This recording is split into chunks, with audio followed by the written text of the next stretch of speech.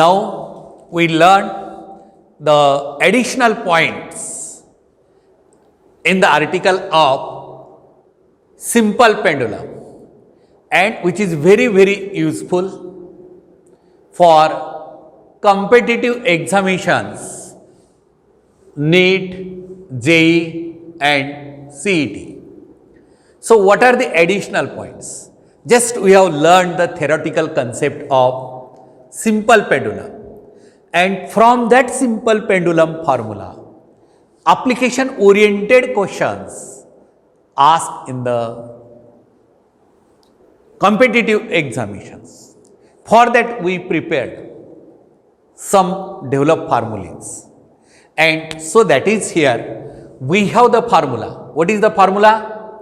Time period of a simple pendulum T is equal to 2 pi root of L divided by G. Time period of a simple pendulum is given by T is equal to 2 pi root of L by G. And already we discussed that time period of simple pendulum depends upon length of the pendulum, depends upon acceleration due to gravity, and it is independent of mass and independent of amplitude of oscillation. Independent of amplitude of oscillation. So, while solving the numericals, here one more concept on which the problem asked to you. So, the time lose or gain by the pendulum. काय रे concept time loose आणि gain म्हणजे? Loose आणि गेनचा अर्थ कसा आहे? घड्याळ पाठीमागे पडणे किंवा पुढे जाणे. अनेक विद्यार्थ्यांना असंही माइंडमध्ये आलं असेल की पेंडुलमचा यूज काय, कशासाठी आपण हा शिकायचा. Basically any type of the pendulum use is to measure the time. आपला हा पेंडुलमच आहे, हा क्लॉक पेंडुलम आहे, आणि हा क्लॉक पेंडुलम आपल्याला काय देतो? स्प्रिंग पेंडुलम आहे. हा स्प्रिंग पेंडुलम मध्ये आत ते बालकम म्हणतात असं फिरतं ते, आणि सतत फिरत असतं म्हणजे टाइम पिरियड आपण मेजर करतो. So many type of the pendulums, bar pendulum, Kater's pendulum, spring pendulum, different type of pendulums are there, and each and every pendulum use is to measure the time period. पहा बेटा, आपण लॅबोरेटरीमध्ये simple पेंडुलमचा use करून काय measure करतो? Acceleration due to gravity. Time period measure केलं, length of the pendulum माहीत असेल, length तुम्हाला माहीत आहे, टाइम पिरियड तुम्ही मेजर केलात वॉचच्या साहाय्यानं, तर ॲक्सलरेशन ड्यू टू ग्रॅव्हिटी आपण काढू शकतो. आहे का नाही? हे ॲप्लिकेशन आहे, हे कळलं पाहिजे. बरेचशे विद्यार्थ्यांना काय होतं? थेरॉटिकल नॉलेज जातात पण त्याची युजेसकडे कॉन्सन्ट्रेट करत नाही. ॲप्लिकेशन ओरिएंटेड ऑब्जेक्टिव्ज विचारले जातात, म्हणून त्याच्यावर ते फोकस करूया आपण. आता तुम्हाला क्वेश्चन मी इथं सांगत होतो, lose and gain the time. Pendulum lose or gains the time. Pendulum lose or gains the time. When does the pendulum lose the time? When does the pendulum gains the time? To understand the concept of lose and gain, let us consider a small t is equal to time.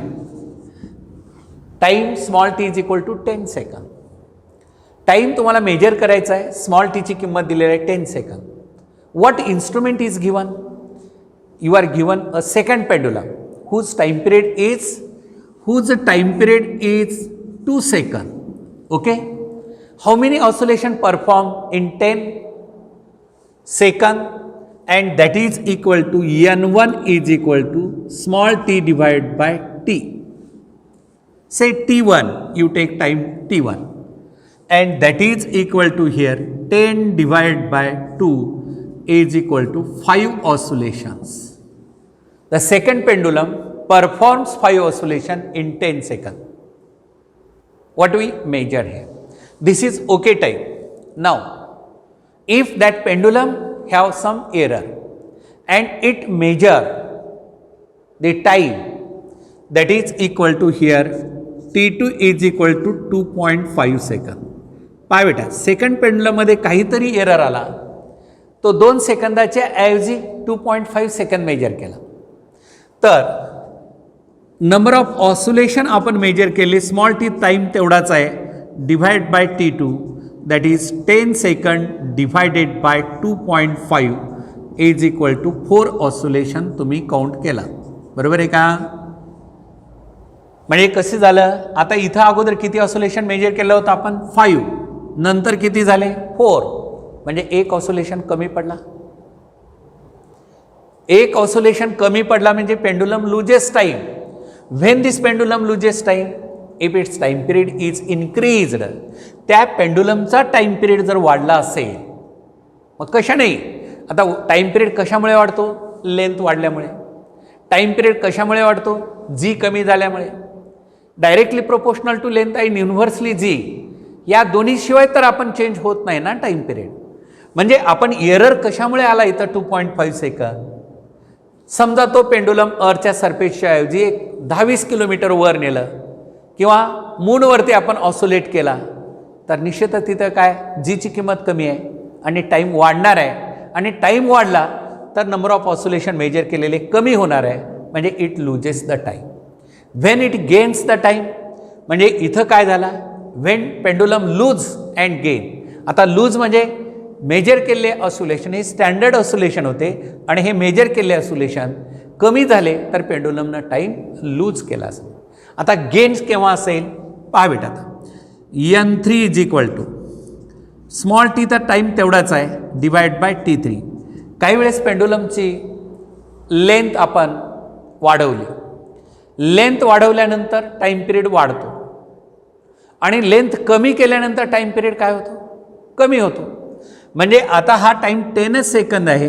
समजा आपल्या पेंडुलमचा time 2 second होता, second पेंडुलमचा, तो 1.5 second असा झाला, error आला. कशामुळे time period कमी झाला? लेंथ कमी झाली असेल किंवा ग्रॅव्हिटी वाढला असेल, दोनच कारण असतात. आणि समजा आपण याला म्हणलं 6 पॉईंट समथिंग असे ऑसोलेशन आले. अगोदर किती होते? 5 स्टँडर्ड, इथं किती आले? 6. मग 1 न वाढ झाली. Pendulum gains the time. Pendulum gains time. आता latest tell me, when pendulum loses time and gains time, माइंडमध्ये सेटअप करून ठेवा. When pendulum lose time or gains time, if a period of pendulum increases, standard 2 second, वाढलेला किती झाला आहे तर 2.5 second, increases. If period of pendulum increases then it lose the time. Lose time म्हणजे pendulum घड्याळ पाठीमागे पडतं, लूज टाईम. आणि याच्या उलटं बेटा आता दुसरं काय होईल, याचा कन्सेप्ट काय सांगतो? If yes A period of pendulum decreases, then it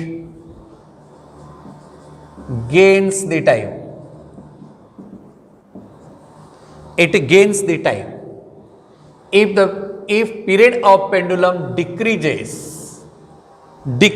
लक्षात आहे ना, टाईम पिरियड जो आहे तो कमी झाला अगोदरचा standard time, then the pendulum gains the time. Lose आणि गेनचा कन्सेप्ट मला वाटतं आता तुमचा क्लिअर झाला असेल. आता एका दिवसात पेंडुलम किती टाईम लूज केला, एका दिवसात पेंडुलम किती टाईम गेन केला, due to the increase in length or decrease in length, due to the increase in gravity or decrease in gravity. Next point, if length of pendulum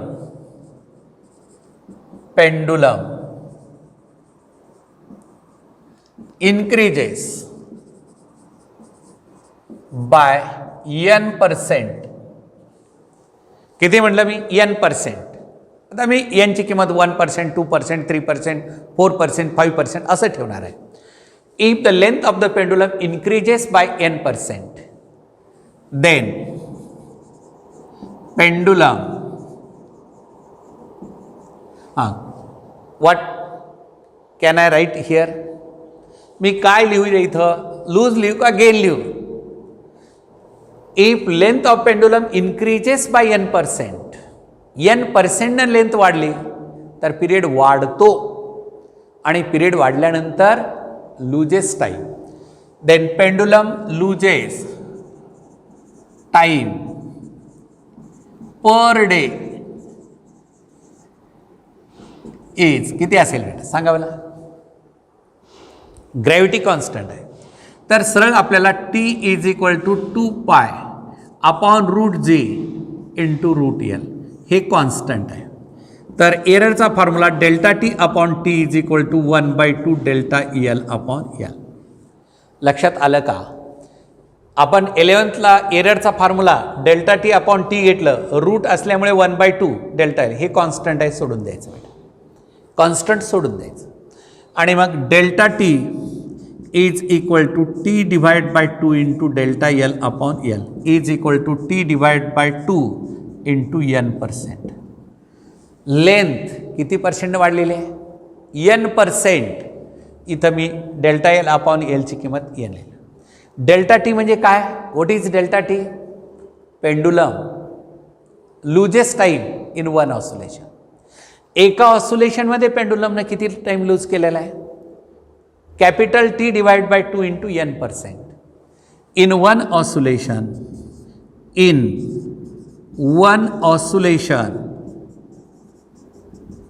pendulum loses time delta t second.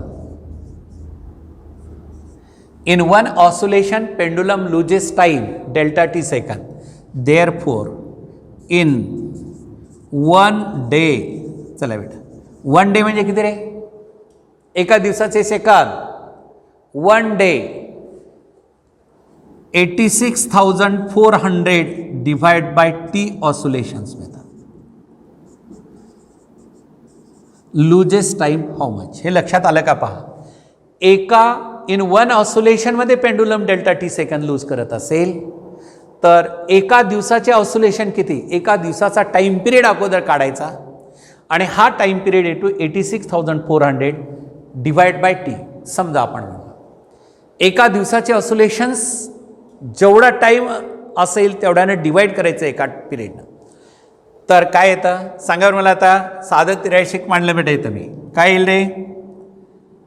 86,400 divide by capital T into delta t and that is equal to 86,400 divide by capital T into delta टीचा काय? T divide by 2, T divided by 2 into n%, that is equal to n%. आलं का लक्षामध्ये? पहा बेटा, तर हे T आणि टी कॅन्सल आणि 2 ने कॅन्सल केलं तर हे 43200 इंटू n डिवाइड बाय 100 पर्सेंटेजमध्ये and that is equal to 432 into n. आता पहा, लेंथ 1% इन्क्रीज होत असेल, pendulum loses time instead of n you put 1% असेल.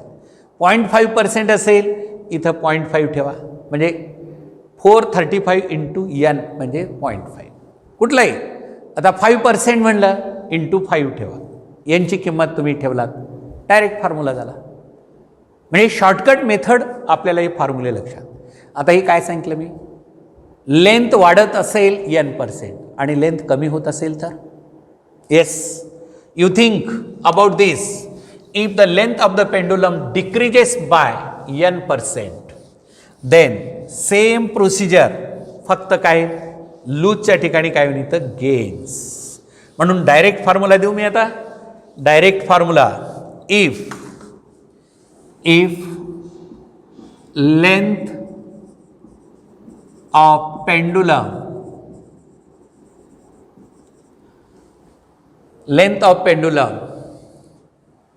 decreases by n%, then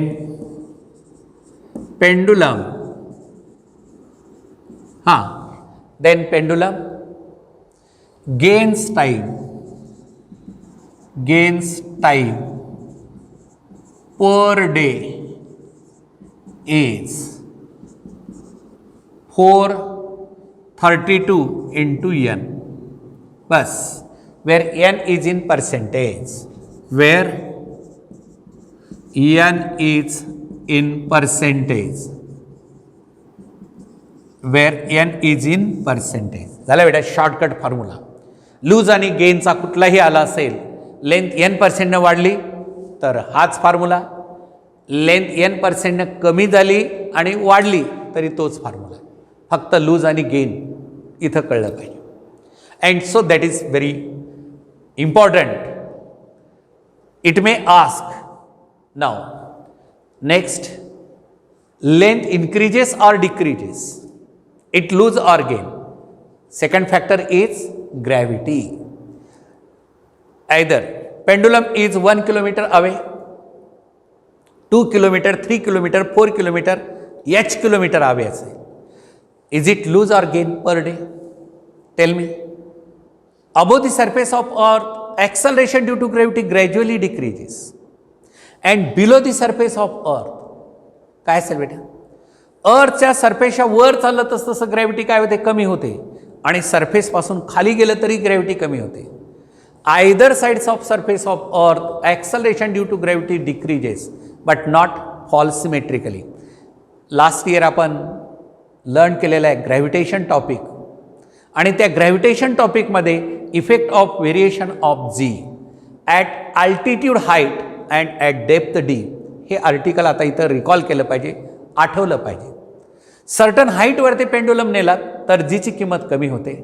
जीची किंमत कमी झाली टाईम पिरियड वाढतो, आणि टाईम पिरियड वाढला तर पेंडुलम लूज द टाईम. त्यानंतर दुसरं concept, acceleration due to gravity below the surface of earth. अर्थच्या सरफेसच्या खाली चाललात तर ग्रॅव्हिटी काय होते? ग्रॅज्युअली हळूहळू कमी होते, लिनियरली. आयदर साईड वर गेलं तरी कमी होते, खाली गेले तरी कमी होते. दोन्हीकडे सारख्याच पद्धतीनं कमी होत नाही. वर गेला तर सडनली फॉल होते, एक्सपोनेन्शियल कर्व येतो ग्राफ, आणि खाली लिनियरली फॉल होते. म्हणजे असं नाही की वर गेल्यानंतर पेंडुलम लूजेस टाईम आणि खाली गेल्यानंतर गेन्स नाही. दोन्हीकडेही लूजच आहे, पण लूज हे सिमेट्रिक नाही. जसा वर लूज झालेला आहे तसा खाली लूज होत नाही. आलं का? तर या ठिकाणी आता पुढचा पॉईंट लिहा. Pendulum lose time per day due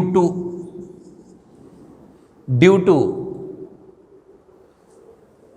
fall of gravity, due to decrease in gravity, म्हणा फॉलपेक्षा डिक्रीज इन ग्रॅव्हिटी. लक्षात आलं माहिती? इम्पॉर्टंट पॉईंट आहे बरं का ऑब्जेक्टिव्हमध्ये. Pendulum loses time, pendulum loses time per day due to decrease in gravity. आता सर्टन हाईटवरती पेंडुलम असेल, one oscillation pendulum loses time at height h. At height एचला किती येईल बेटा सांगा बरं मला? Pendulum loses time per day आपण म्हणत आहे. Pendulum loses time in one oscillation pendulum loses time at height H वरती. हां सांगा बरं काय फॉर्म्युला? आता इथं लेंथ पेंडुलमची आपण कॉन्स्टंट ठेवलं बेटा अगोदरच्या यामध्ये. तर T is equal to 2π root L हे constant into root of G. याला आपण असं लिहा, T is equal to 2π root L constant into G raise to -1/2, G raise to -1/2. And then delta T upon T एररचा formula -1/2 delta जी upon G. Pi बेटा gravity decrease झाली, minus आहे, तर आता एका ऑसिलेशनमध्ये पेंडुलम किती टाइम लूज करतो? In one oscillation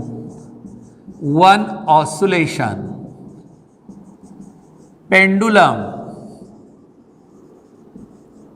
loses time delta T second. Delta T is equal to T divide by 2 into delta G upon G, एवढा टाइम लूज करतो. आता डेल्टा जी अपॉन जी किती असेल? What is the value of delta G upon G?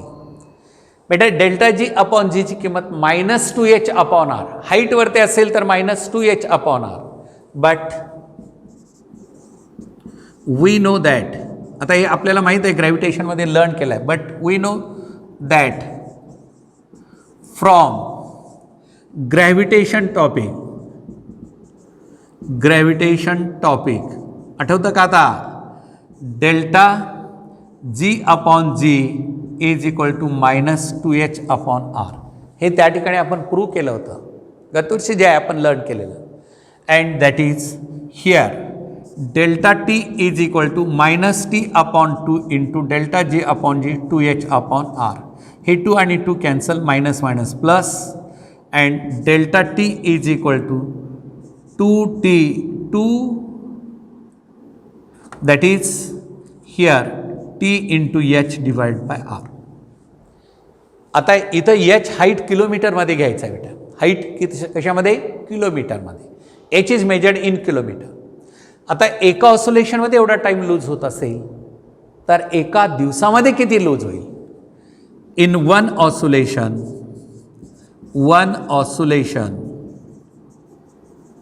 Pendulum loses time delta t second, therefore in one day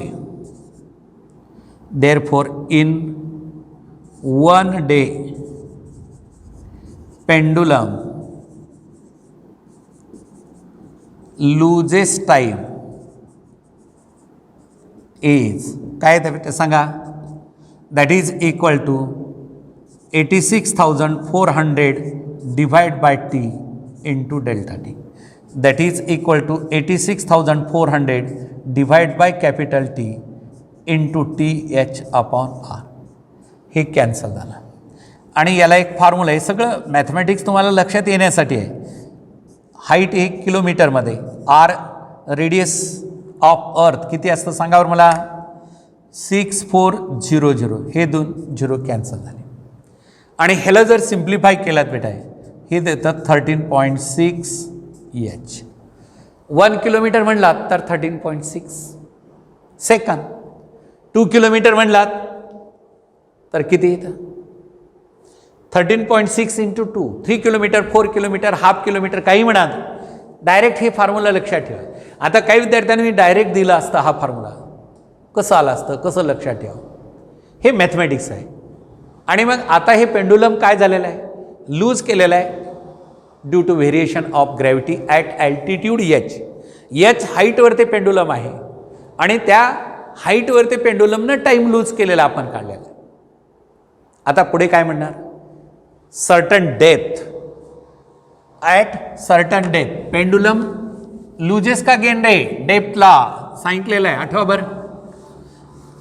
at certain depth pendulum lose, gain नाही. नाहीतर काही विद्यार्थ्यांना काय झालेलं आहे, अबोव द सरफेस ऑफ अर्थ असेल लूज आहे आणि बिलो गेन नाही. दोन्हीकडे जी ग्रॅव्हिटी कमी होत झालेली आहे म्हणजे टाईम पिरियड वाढतो. आणि टाईम पिरियड वाढत असेल तर इट लूजेस. आता डायरेक्ट फॉर्म्युला देतो मी. Pendulum loses time at a depth small d किलोमीटरमध्ये पर डे. हां सांगा काय येतं? That is equal to 13.6 into d/2. h आपण तिथंही लक्षात दे, जेवढं हाईट hला आहे तेवढं डेप्थ d/2ला ग्रॅव्हिटी असते. हाईट आणि डेप्थची तुलना केलात तर h हाईटला जेवढी ग्रॅव्हिटी आहे तेवढीच ग्रॅव्हिटी d/2ला असते. म्हणून इथं d/2 येतं बेटा. हा फॉर्म्युला पर डे. आता मग इथं 1 किलोमीटर असेल तर डीची किंमत 1 किलोमीटर, 2 असेल तर 2, 3 असेल 3, 4 असेल 4 असं ठेवा आणि हा कन्सेप्ट इथं क्लिअर होतो. And pendulum lose time or gains time per day. Pendulum lose time or gains the time per day due to the variation of g or due to the variation of length. हे दोन्ही cases आपण इथं clear केलेले आहेत. आणि मग यानंतर आता effect of horizontal and vertical motion on the pendulum. अगोदर हॉरिझॉन्टल मोशनचा इफेक्ट पाहूया, नंतर vertical मोशनचा. The effect of horizontal motion on the period of pendulum. Effect of horizontal motion. Effect of horizontal motion on a period of pendulum. Period of pendulum. याच्यावरती बरेचसे numerical बेटा पहा ना. आता ॲप्लिकेशनमध्ये तुमच्या लक्षात आलं असेल ॲप्लिकेशनमध्ये आणि थिअरीमध्ये किती फरक येतो. युजेसचे जे ॲप्लिकेशन असतात ते कुठं आहेत हे इम्पॉर्टंट फॅक्टर आहे. तर आता मला सांगा effect of horizontal motion on A period. आता पेंडुलमला काय करा तुम्ही, एका कारमध्ये सस्पेंड करा आणि कार सरळ रेषेवरती मूव्ह करा. तर पहिली केस, pendulum is suspended. Pendulum is suspended in a car. Pendulum is suspended in a car and a car is at rest. At a rest or uniform motion. Uniform motion. Car is at rest or of uniform motion. दोन्ही R शब्द टाकले बरं का लक्षात ठेवा. Equivalent न्यूटनच्या म्हणण्यानुसार rest आणि uniform motion ह्या दोन स्टेट सारख्या आहेत. तर काही टाईम पिरियडचा formula t is equal to 2π root of L divide by G. t is equal to 2π root of L divided by G. आलं का लक्षामध्ये. Car is at rest or uniform motion, time period t is equal to 2π root of L divided by g. Then if the car is moving with an acceleration a in a straight line, आता b, if the car is moving along a straight road, car is moving along a straight road with an acceleration a. लक्षात येतं. आता मी इथं दाखवतो बेटा तुम्हाला. आता इथं हा पेंडुलम आहे, ही कार अशी मूव्ह आहे विथ ॲक्सलेशन. याच्यावरचं acceleration A, acceleration due to gravity G, vertically downward. Resultant acceleration या पद्धतीने बाय कम्प्लिटिंग द पॅरलेलोग्राम. काय येईल फॉर्म्युला, ए रिझल्टंट सांगा मला, A R is equal to root of G square plus A square. A R is equal to square root of G square plus A square and that is equal to here G square plus हे किती येईल acceleration due to gravity, हे resultant acceleration. Then the time पिरियडचा formula बेटा, T is equal to 2π root of L divide by square root of G square plus A square. हे लक्षात येतं ना. हॉरिझॉन्टल ॲक्सलेशन कारचं आणि ॲक्सलेशन ड्यू टू ग्रॅव्हिटी या दोघांचा रिझल्टंट, दोन्हीमधला अँगल 90 डिग्री, म्हणून रिझल्टंट ॲक्सलेशन त्या ठिकाणी ठेवायचं. Car is moving along the horizontal plane रोडवरती मूव्ह होते. आता same car is moving along the curve road. See along the curve road, along the curve road. सांगा रे बेटा काय येतं रे? अलॉंग दी क रोडला कार मूव्ह होत असेल तर येस, तर सेंट्रिपेटल ॲक्सलरेशन त्याच्यावर ते ॲक्ट होतं. म्हणजे आता मी तुम्हाला थोडंसं फिगर असं दाखवतो. ही तुमची कार जी मूव्ह होत आहे हे असं असेल इथं, तर ग्रॅव्हिटी अशीच राहणार आणि इथं acceleration due to gravity v² upon r हे असेल. By completing this parallelogram this is the resultant. म्हणजेच काय आलं बेटा resultant? AR is equal to root of g² plus v² upon r whole square. Which acceleration acts on pendulum? Centripetal acceleration acts on, and resultant of centripetal acceleration and acceleration due to gravity, and that is equal to here t is equal to 2 pi root of L divided by root मध्ये परत g² plus v² upon r whole square. So this is the formula for time period of a simple pendulum moving along the curve road. Horizontal curve road, banked curve road नाही. आता next केसमध्ये काय असेल सांगा बरं? That is along the banked curve road. सांगा बेटा इथं काय येतं? बँकड कर रोड म्हणलं तर काय formula?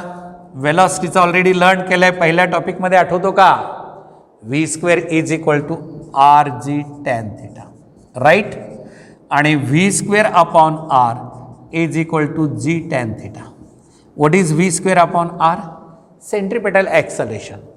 v² upon r is nothing but centripetal acceleration, and that is equal to here centripetal acceleration, and that is equal to पहा बेटा काय येतं सांगा? that is t is equal to 2 pi root of L divided by square root of g² plus g v² upon r ची value किती? g tan theta, g² tan square theta, and that is 2 pi you take common L divided by g 1 plus tan square theta, and that is equal to 2 pi root of L divided by g 1 plus tan square theta sec square theta आणि sec theta इथं sec theta, and that is equal to 2 pi root of L cos theta divided by g 1 upon sec theta, 1 upon sec theta ची value cos theta येते. and this is the same as that of कशाचा formula आहे? Conical pendulum. This is same as that of the conical pendulum. हा formula आपण already learn केलेला आहे आणि तो म्हणजे कोनिकल पेंडुलमचा फॉर्म्युला आहे. कोनिकल पेंडुलमचा म्हणजे पेंडुलमला आपण काय केलं? कारमध्ये सस्पेंड केलं आणि कारला स्ट्रेट रोडवरती मूव्ह केलं, कर रोडवरती हॉरिझॉन्टल कर रोडवरती मूव्ह केलं, तर इफेक्ट ऑफ टाईम पिरियडवरती त्याचा काय इफेक्ट होतो तो आपण इथं लर्न केला. हे हॉरिझॉन्टल मोशन झालं.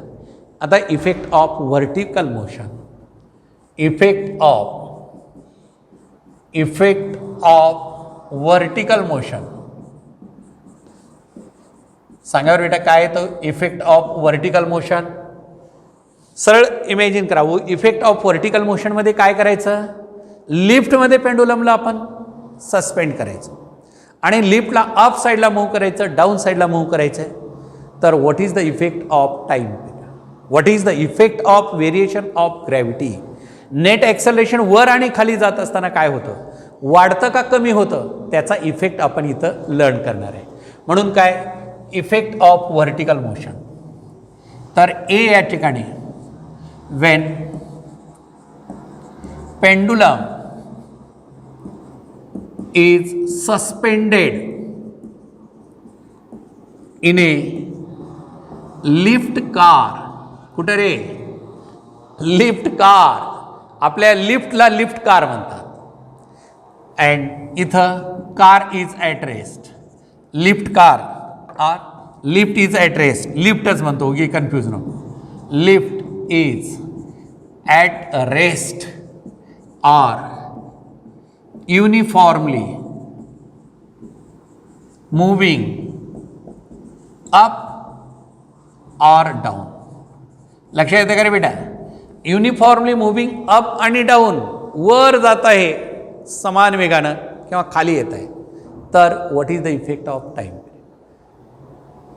नेट ॲक्सलरेशन किती असतं uniform मोशनला?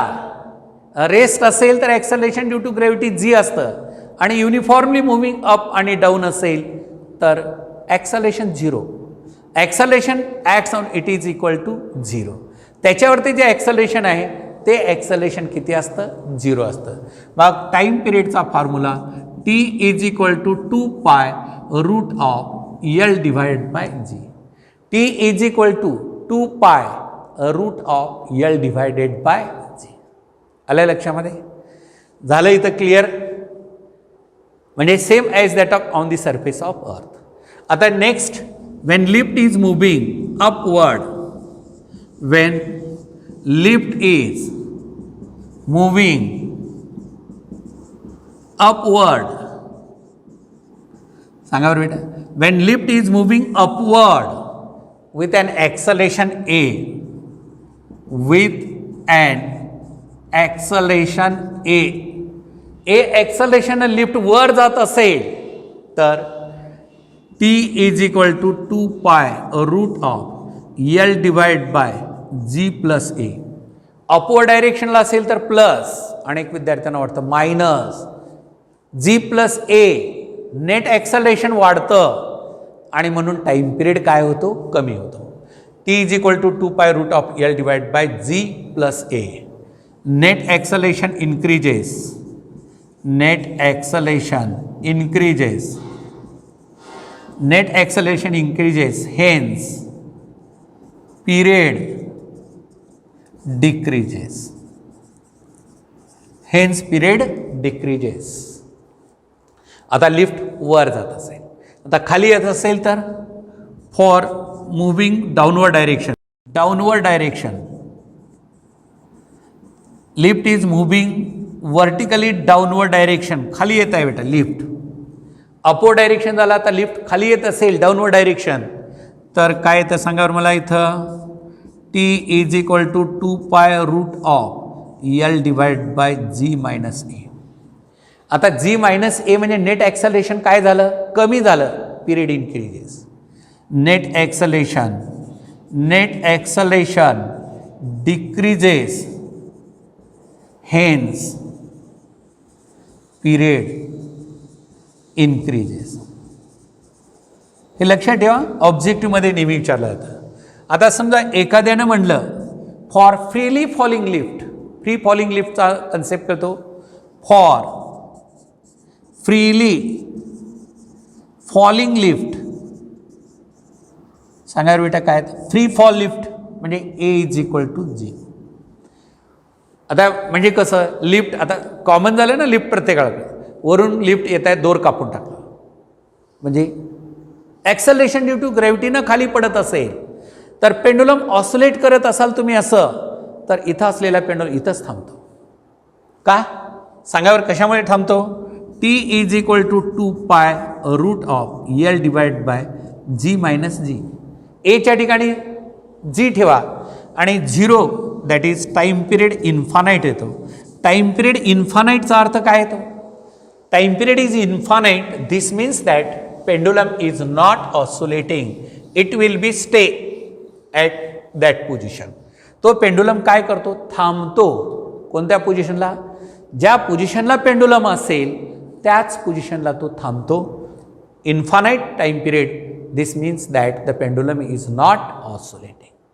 Pendulum is not oscillating and so that is the important concept. Vertical मोशनचा इफेक्ट, हॉरिझॉन्टल मोशनचा effect on the time period बेटा. हॉरिझॉन्टल आणि वर्टिकल मोशनचा effect on the time period we learn here. Now next आता पुढे आपण जे learn करणार आहे पुढचं, तो एक कॉमन क्वेश्चन अनेक वेळेस एक्झामला विचारले, डिस्कस करूया आपण. स्विंग माहीत आहे, झोका, झुला आपण ज्याला म्हणतो. A girl is sitting on A swing. Next example, a girl is on a swing. A girl is on A swing. आता एक मुलगी झोक्यावरती आहे. झोक्यावरती कोणत्या पोझिशनला आहे, सिटिंग का स्टँडिंग पोझिशन, तर टाइम पिरियडमध्ये काय. आता a, in a sitting position, sitting position time period काय असेल. आता पहा बेटा, सिटिंग आणि स्टँडिंग टाइम पिरियडचा इफेक्ट काय होतो. बरेचशा विद्यार्थ्यांना काय वाटतं, time period is independent of मास. तीच मुलगी झोक्यावरती बसते, बसून झोका खेळली काय आणि उठून झोका खेळली काय, मुलीचं मास बदललं का, नाही.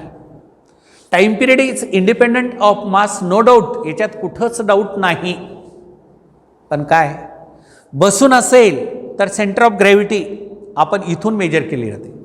बसून म्हणजे आता इथे फिगर काढून दाखवतो म्हणजे तुमची कन्सेप्ट क्लिअर होतो. इथं हा स्विंग आहे, झोका आपण ज्याला म्हणू. याची आता ही स्टँडिंग पोझिशन आहे, ही मुलगी अशी उभा टाकली, तर इथून याच्या सेंटर ऑफ ग्रॅव्हिटी इथून इथपर्यंतची लेंथ ही यल झाली बेटा. आलं का लक्षात. आता ही लेंथ यल असे आपण घेतली, ही लेंथ यल स्टँडिंग असेल. आणि जेव्हा ही सिटिंग पोझिशनला असेल, पहा झुल्याची लेंथ तेवढीच आहे, झुला तोच आहे, झोका तोच आहे, बदललेला नाही.